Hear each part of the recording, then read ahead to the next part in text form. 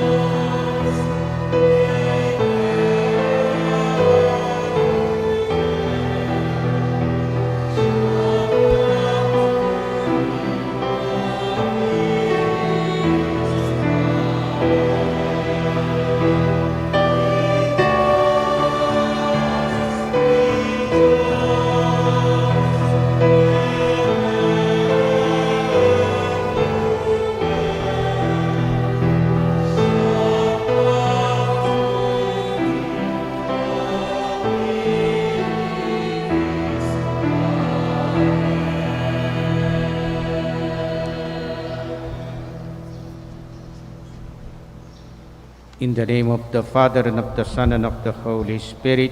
Amen. The Lord be with you. And with your spirit.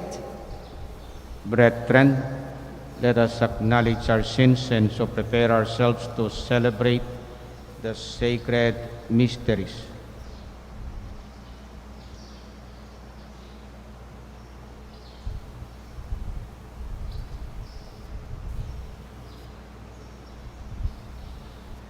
Altogether, I confess to Almighty God and to you, my brothers and sisters, that I have greatly sinned in my thoughts, in my words, in what I have done, and in what I have failed to do.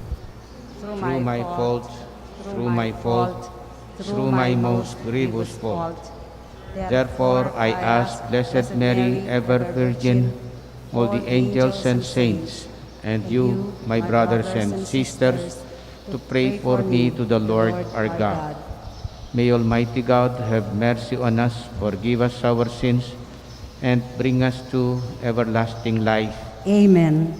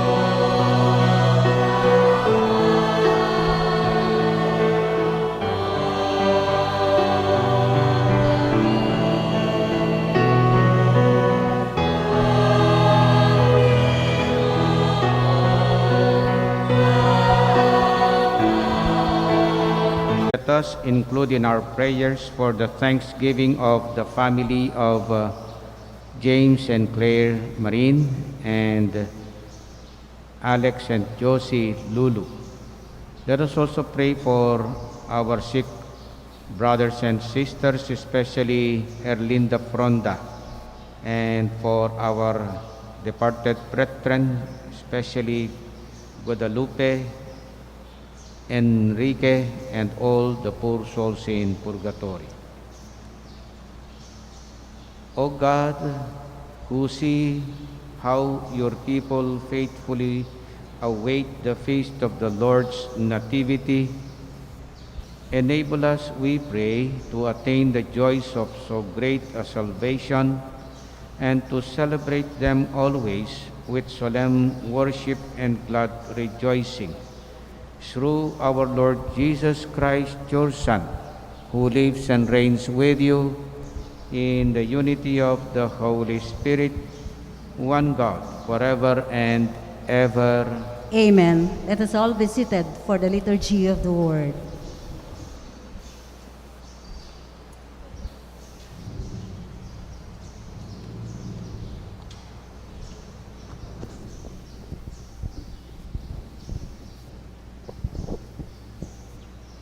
A reading from the book of the prophet Zephaniah. Shout for joy, O daughter Zion. Sing joyfully, O Israel. Be glad and exult with all your heart, O daughter Jerusalem. The Lord has removed the judgment against you. He has turned away your enemies. The King of Israel, the Lord, is in your midst. You have no further misfortune to fear. On that day, it shall be said to Jerusalem, Fear not, O Zion, be not discouraged. The Lord your God is in your midst, a mighty Savior. He will rejoice over you with gladness and renew you in his love. He will sing joyfully because of you, as one sings at festivals. The word of the Lord. Thanks be to God. Cry out with joy and gladness. For among you is great and Holy One of Israel. Cry out with joy and gladness, for among you is the great and Holy One of Israel. God indeed is my Savior. I am confident and unafraid. My strength and my courage is the Lord, and He has been my Savior. With joy you will draw water at the fountain of salvation. Cry out with joy and gladness, for among you is the great and Holy One of Israel. Give thanks to the Lord, acclaim His name. Among the nations make known His deeds. Proclaim how exalted is His name. Cry out with joy and gladness, for among you is the great and Holy One of Israel. Sing praise to the Lord for His glorious achievement. Let this be known throughout all the earth. Shout with exultation, O city of Zion, for great in your midst is the Holy One of Israel. Cry out with joy and gladness, for among you is the great and Holy One of Israel.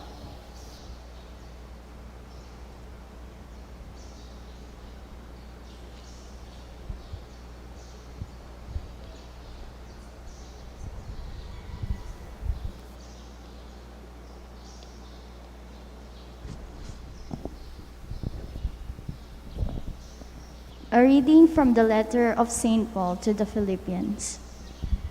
Brothers and sisters, rejoice in the Lord always. I shall say it again, rejoice. Your kindness should be known to all. The Lord is near. Have no anxiety at all, but in everything. By prayer and petition with thanksgiving, make your requests known to God.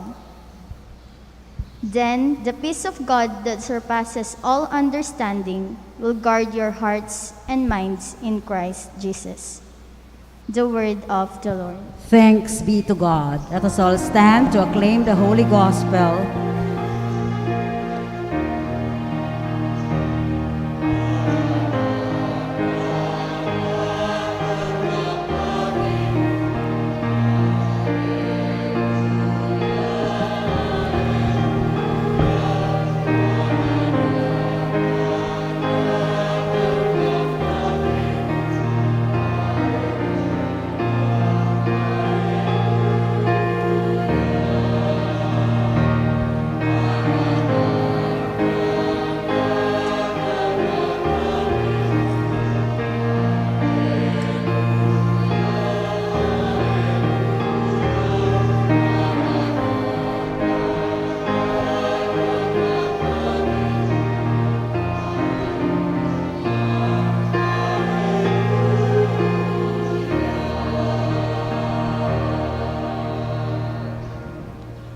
The Lord be with you. And with your spirit. Proclamation of the Holy Gospel according to Saint Luke. Glory to you, O Lord.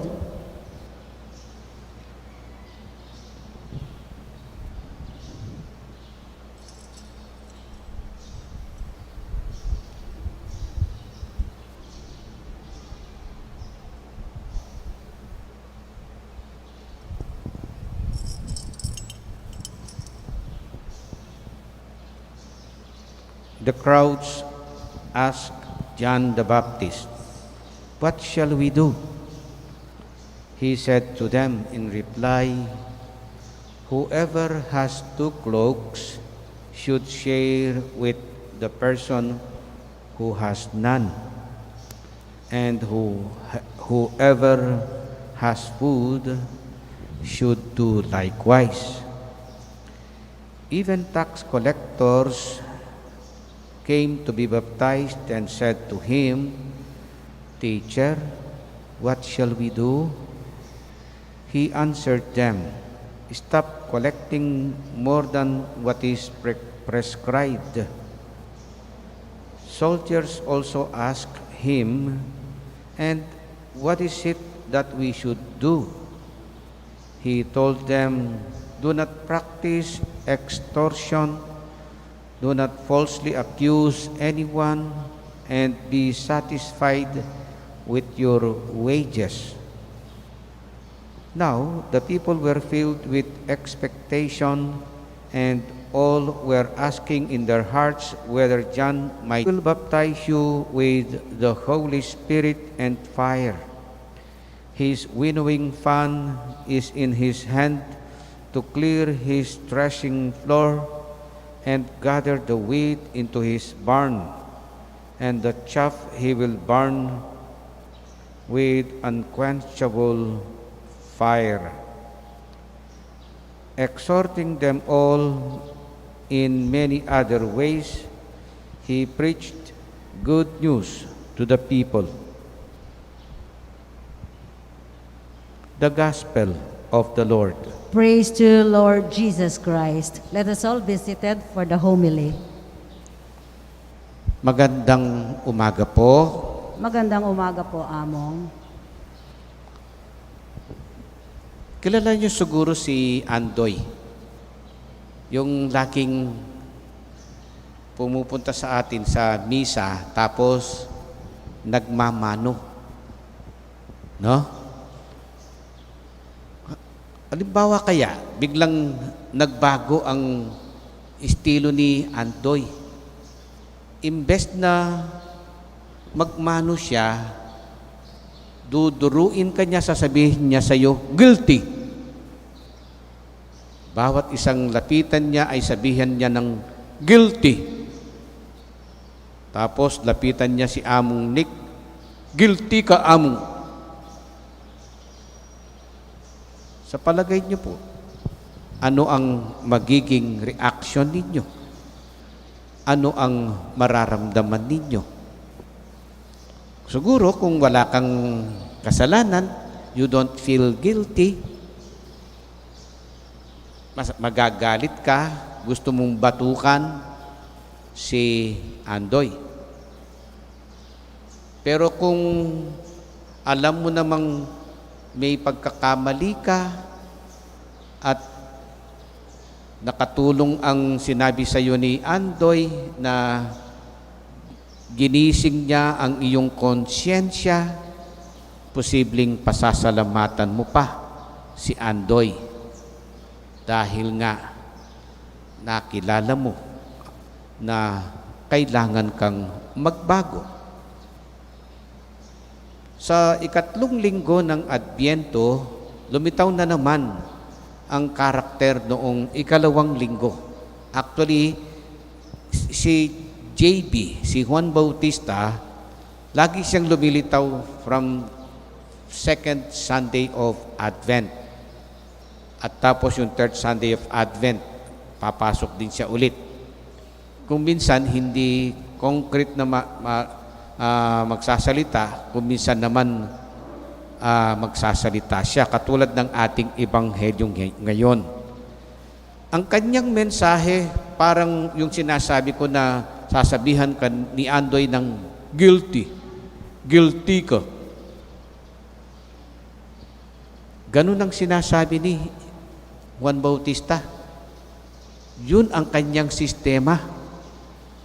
Yung ayaw, yung at kilalan daw nilang kanilang sarili na wala silang kasalanan, ay galit kay JB. Pero yung iba, napansin nila, naramdaman nila na totoo ang sinasabi ni JB, ni Juan Bautista. Kaya nga, dumating sa kanya ang mga tao. At dahil naramdaman nilang guilty sila, tanggap nilang mali sila, kaya nagpabinyag sila kay Juan at nagtatanong ng ganito, what shall we do? Ano ang aming gagawin? Hindi namin alam paano namin simulan ng pagbabago. Ang gusto mong mangyari sa amin, hindi namin alam, JB. What shall we do? Yung first group, ano ang pinagagawa niya?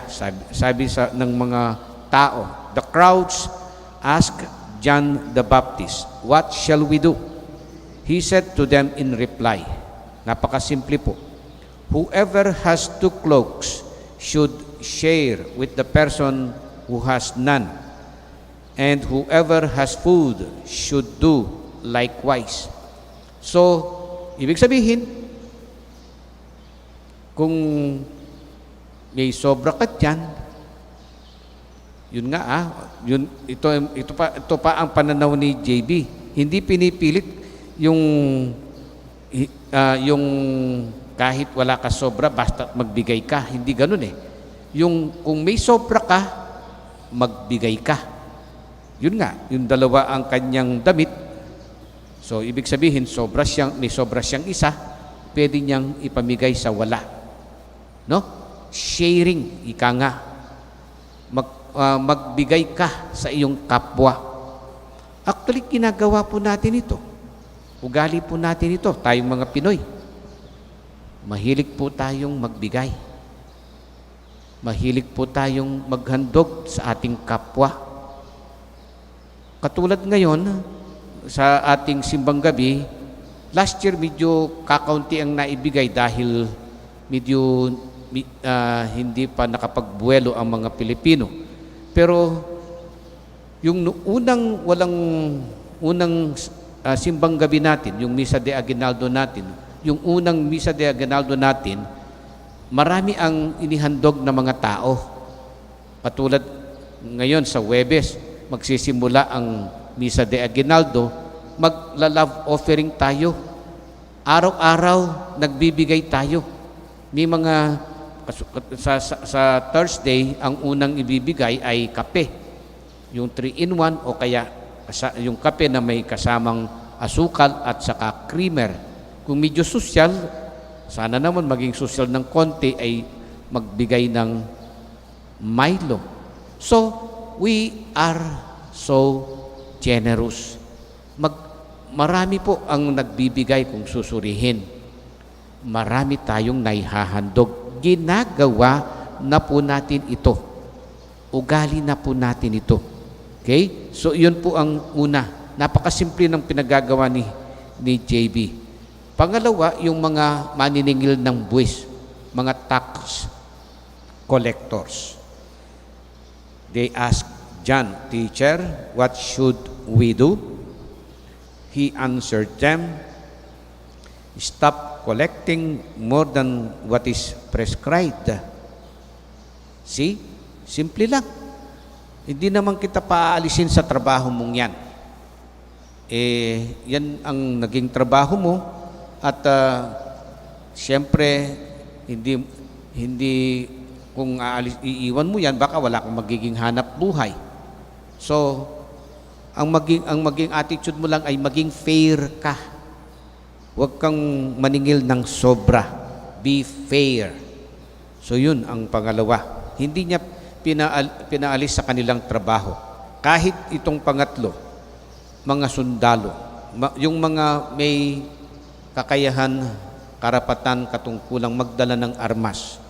Sabi ng mga sundalo sa kanya, "And what is it that we should do?" He told them, "Do not practice extortion." Yan, extortion. Itang mangikil, mangikil. Do not falsely accuse others. Do not falsely accuse others. Yung pagbibitangan ka, kahit hindi totoo, dahil sila nga ay makapangyarihan, meron silang kakayahan, may baril sila, may armas, kaya yun, natatakot yung tao. Kahit hindi nila kasalanan,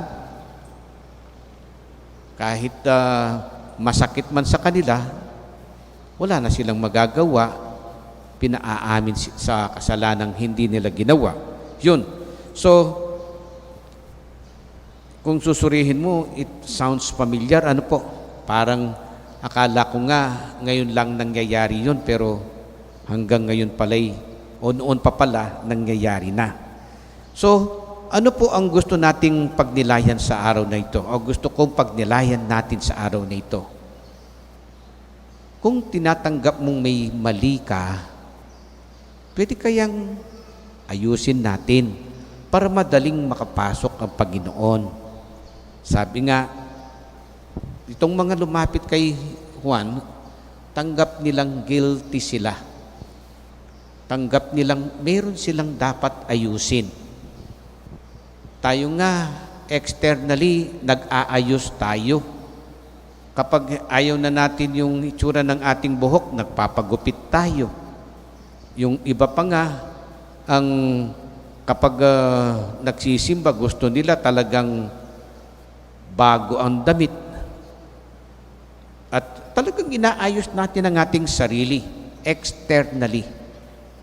Pero sana, yung ating kalooban, yung ating pangloob, ayusin din natin para tuluyan ng manahanan sa atin si Jesus. Para tuluyan ng makapasok ang Panginoon sa atin.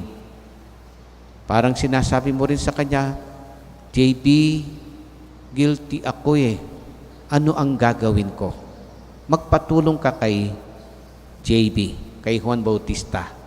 At sigurado ako, hindi lamang si JB ang tutulong sa iyo, pati na si Jesus.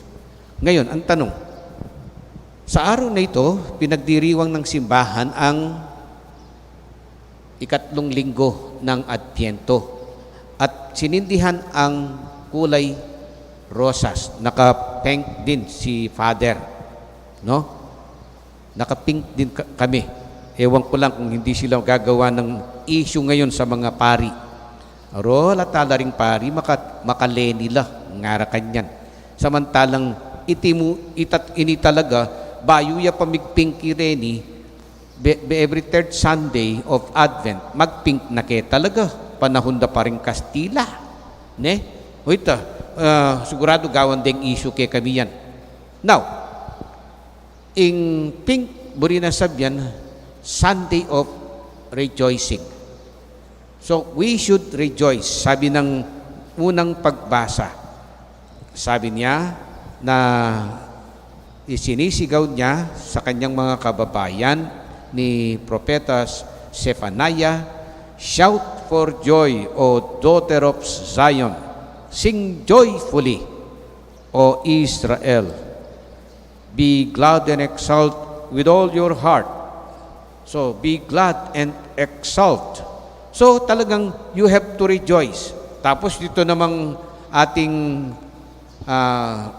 responsorial psalm, sabi niya, cry out with joy and gladness.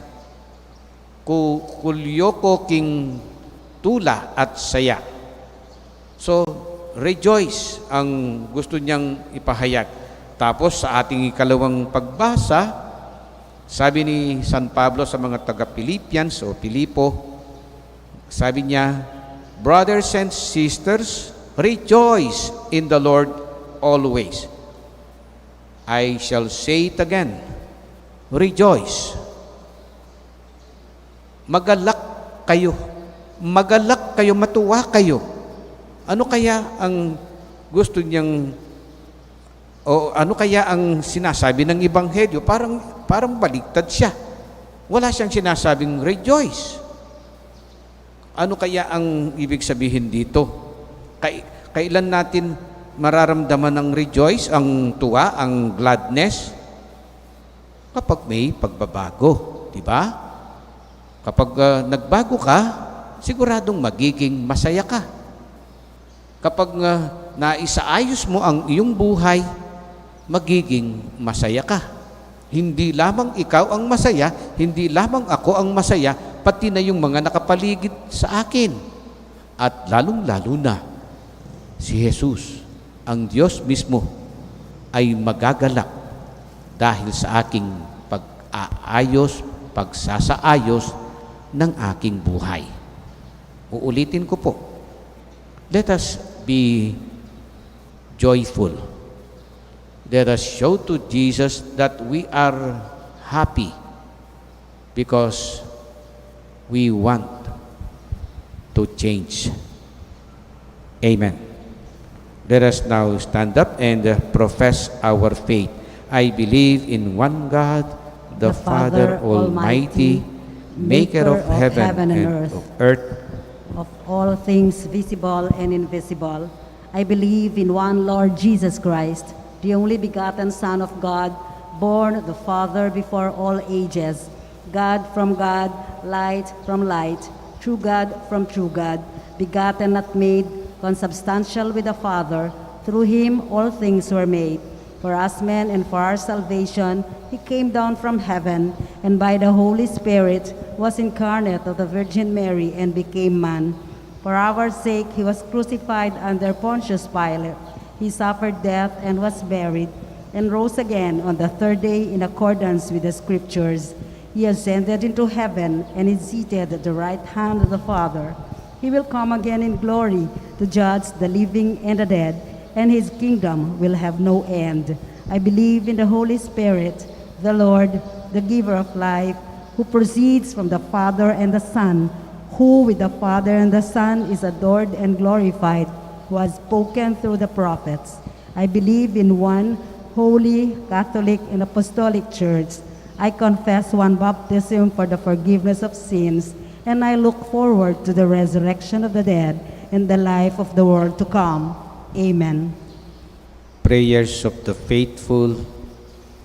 Amid the difficulties of life, let us now pray to the Father that we may hold fast to what endures, the love and joy found only in him. In joyful hope, let us pray, Lord, bring joy to our hearts. Lord, bring joy to our hearts.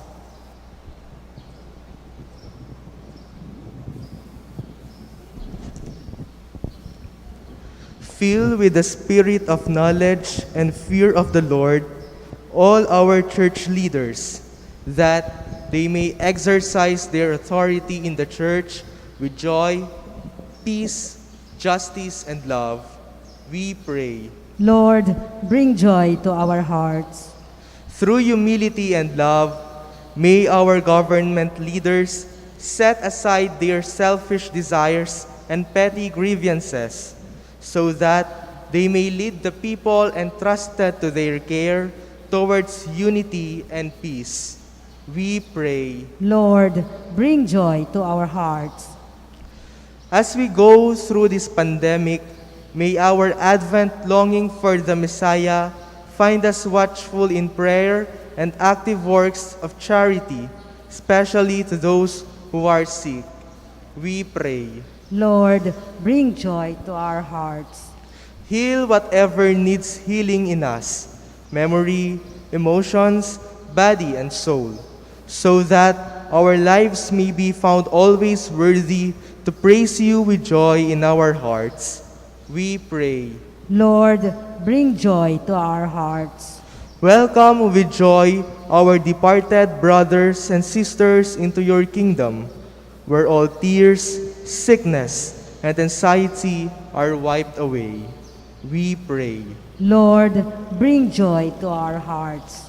Let us pray for the urgent concerns of our community and our personal intentions. We pray. Lord, bring joy to our hearts.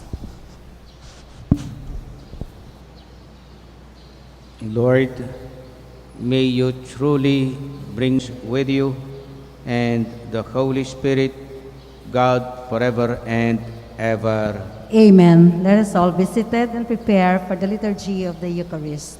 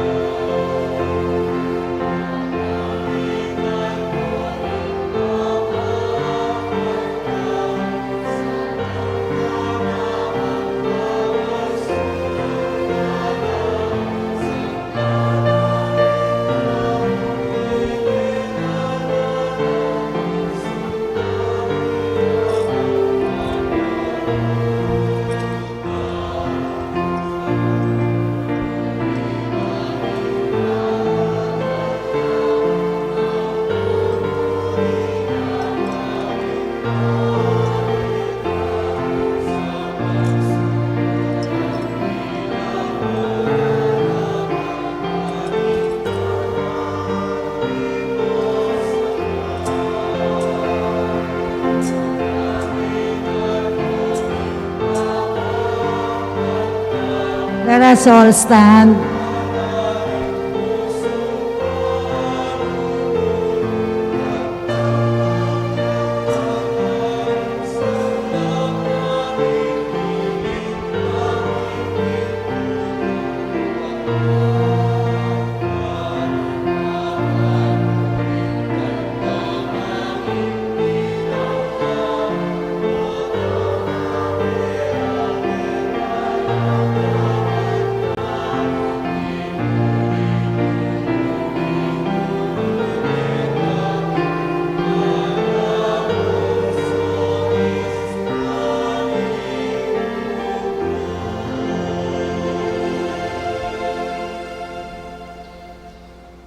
Pray, brethren, that our sacrifice, this bread and wine, may be acceptable to God, the Almighty Father.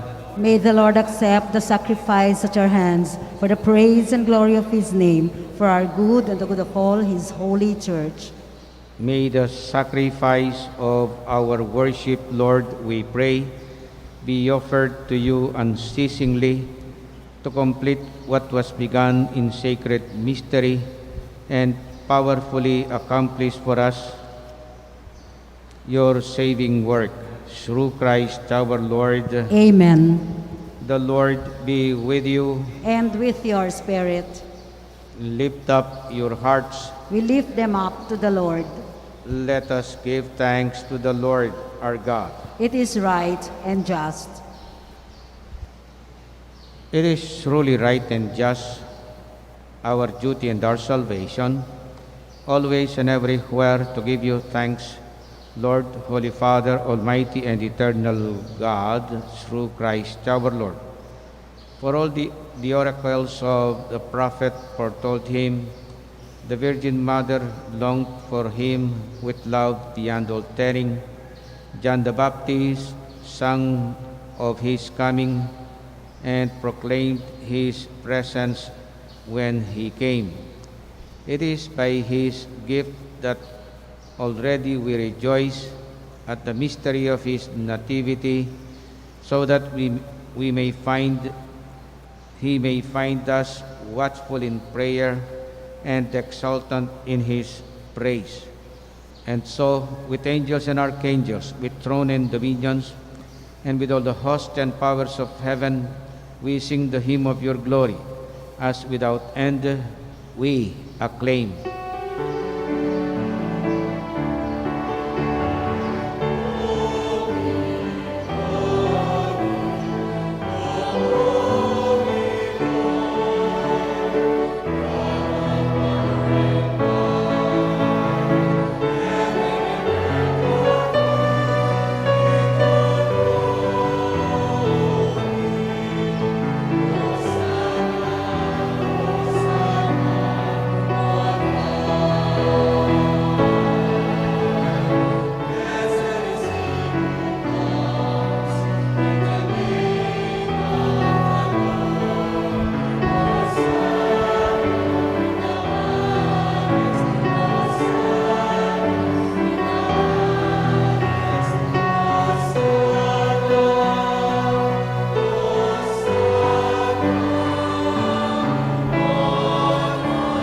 Let us all kneel.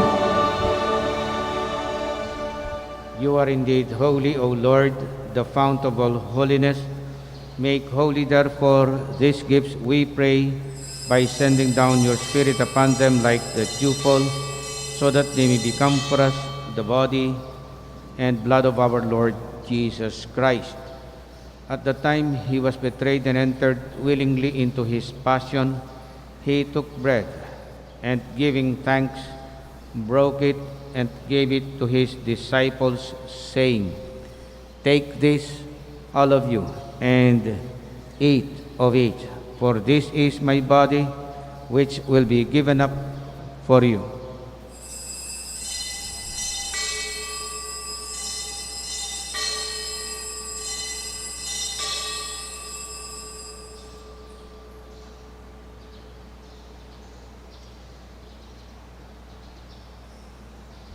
In a similar way, when supper was ended, he took the chalice, and Once more giving thanks, he gave it to his disciples, saying, "Take this, all of you, and drink from it, for this is the chalice of my blood, the blood of the new and eternal covenant, which will be poured out for you and for many for the forgiveness of sins. Do this in memory of me."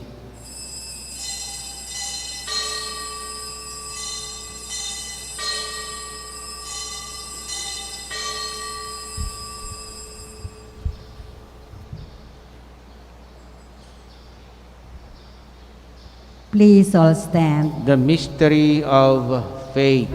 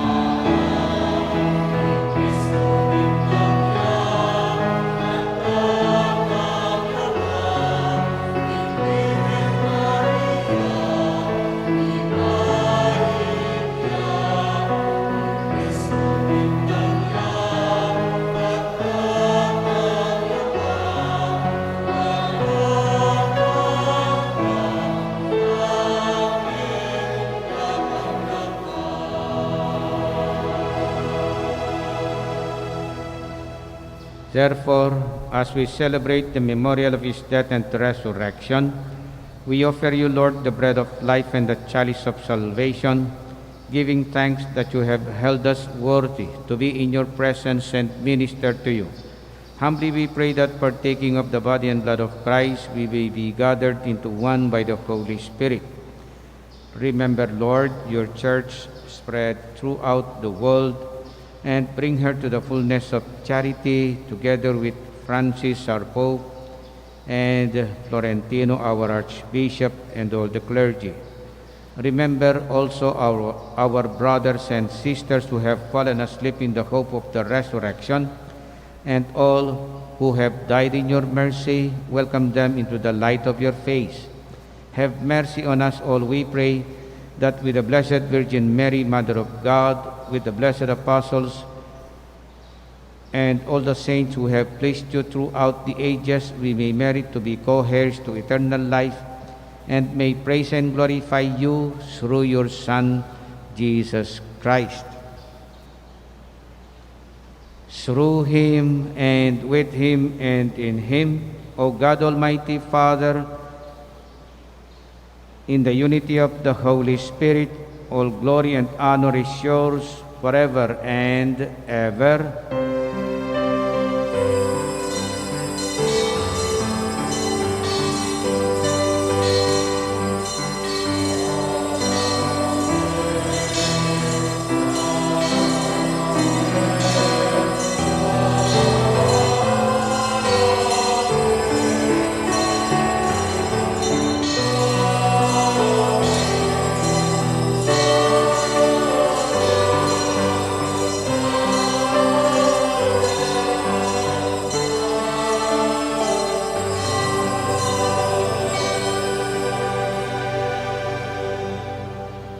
As one family, let us now pray the Lord's Prayer.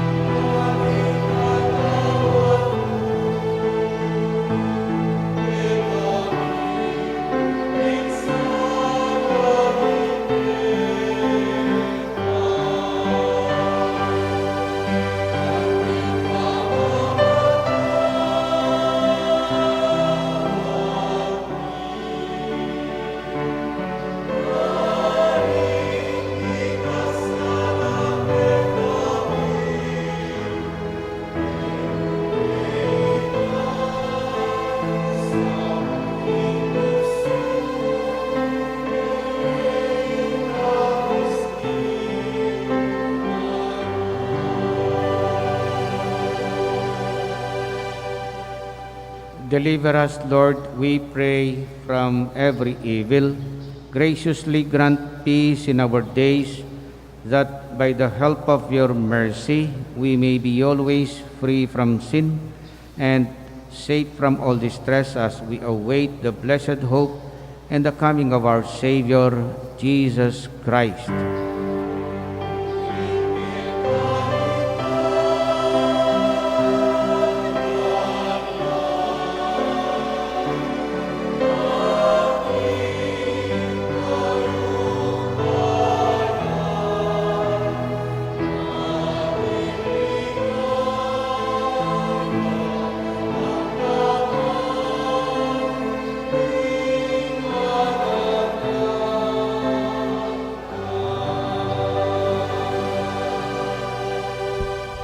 Lord Jesus Christ, who said to your apostles, "Peace I leave you, my peace I give you," look not on our sins, but on the faith of your church, and graciously grant her peace and unity in accordance with your will, who live and reign forever and ever. Amen. The peace of the Lord be always with you. And with your spirit. Let us offer each other the sign of peace. Peace be with you.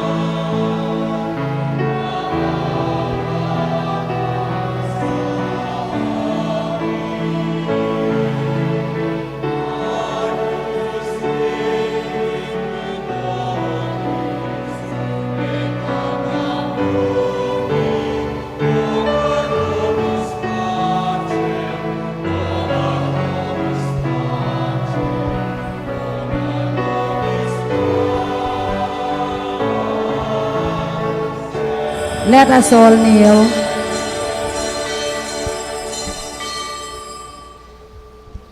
My dear friends, this is our Lord Jesus Christ, the Lamb of God, who take away the sins of the world. Happy are we who partake to his banquet. Lord, I am not worthy that you should enter under my roof, but But only say the word, and my soul shall be healed.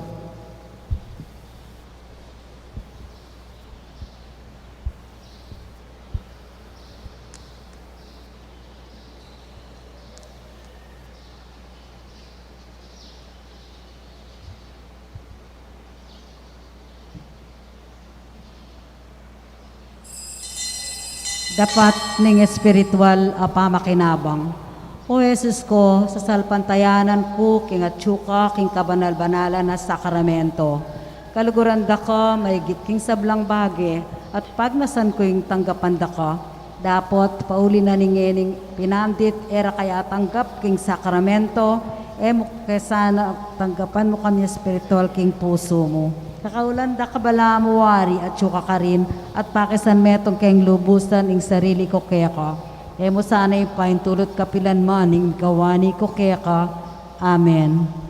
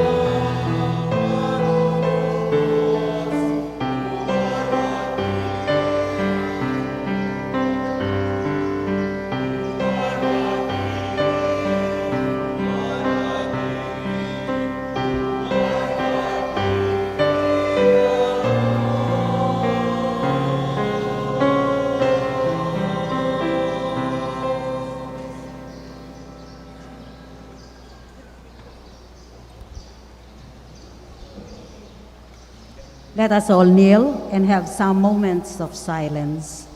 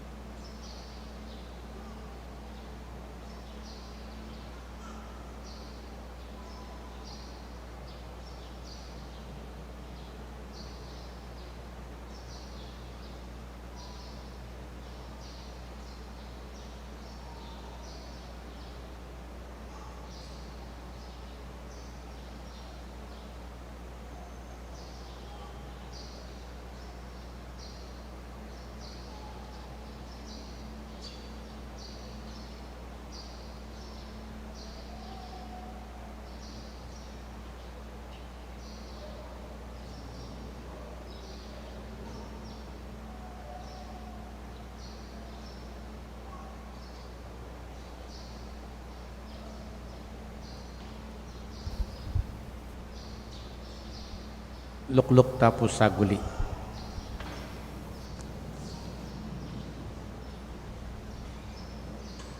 Diyang nang magyari, malaw siya po ing simbambengi. Nya, keng daratang Huwebis, magumpisa ni ing kekatang Misa de Aguinaldo at ing misa tamo po alas 4 ya. Nya, sana po makyabe tamo po kekatang activity. Muna po, agkatan ko po sana ring lolo, mga grandfathers po natin. Ang unang araw ng misa natin sa simbang gabi o Misa de Aguinaldo ay nakalaan para sa mga lolo. No? So, pwede pong gabayan, dalhin nyo po dito ang mga lolo natin sa darating na Huwebes, ialay natin ng misa para sa kanila. Pangalawa po, kung pwede ay kahit konti lang, mag-alay po tayo ng yung first day na yun nga, yung sinabi ko kanina ay pampagising. Yung kape, 3-in-1 o anumang in-1 na yan, kung 5-in-1 o 7-in-1. Tapos kaya kung meron tsaa, tea, no? Tapos kung sugar at saka creamer.